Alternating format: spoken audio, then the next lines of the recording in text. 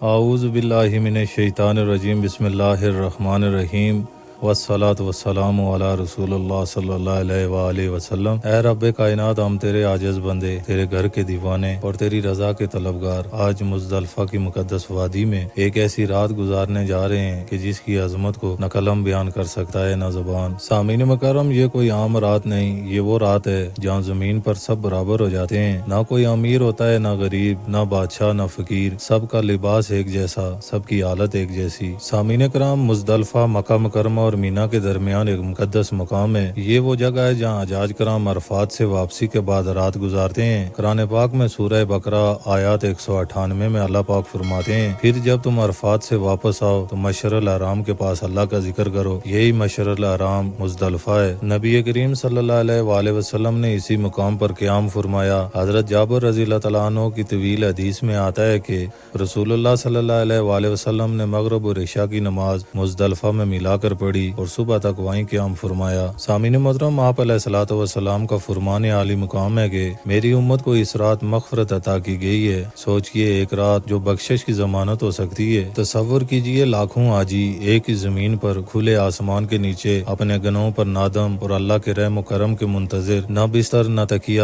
صرف اپنا بازو اور زمین کی ٹھنڈک۔ کسی کو نیند نہیں آتی، کسی کی آنکھوں سے آنسو جاری ہوتے ہیں، کسی کی زبان پر صرف لبیک اللہم لبیک ہوتا ہے۔ سامعین مکرم، اسی رات حاجی کنکریاں چنتے ہیں جو کہ شیطان کو جمعرات کے مقام پر مارنے کے لیے استعمال ہوتی ہیں۔ سامعین مکرم، یہ عمل صرف کنکریاں مارنے کا نہیں بلکہ یہ ایک اعلان ہے کہ اے نفس، میں تجھے تیرے شیطان سے لڑنے کا ہنر سکھاتا ہوں۔ یہ کنکریاں تمہارے صبر کی علامت ہیں، تمہارے انکار شیطان کا ثبوت۔ سامعین مکرم، آج بھی لاکھوں لوگ اسی سنت پر عمل کرتے ہیں۔ جدید سہولتیں آئیں لیکن روحانیت باقی ہے۔ کئی لوگ موبائل چھوڑ کر دنیا کے جمیلوں سے نکل کر صرف اور صرف رب کے ساتھ ہوتے ہیں۔ کچھ کے پاس عمل ہوتا ہے، کچھ کے پاس نہیں، لیکن ایک چیز سب کے پاس مشترک ہوتی ہے، تعلق باللہ۔ سامعین مکرم، اس رات کی سب سے خوبصورت بات دعائیں ہوتی ہیں۔ کہا جاتا ہے کہ اس رات آسمان کے دروازے کھول دیے جاتے ہیں۔ کچھ لوگ ماں باپ کے لیے دعائیں کرتے ہیں، کچھ اپنی اولاد کے لیے، کچھ روٹی روزی کے لیے اور کچھ صرف مغفرت کے طلبگار ہوتے ہیں۔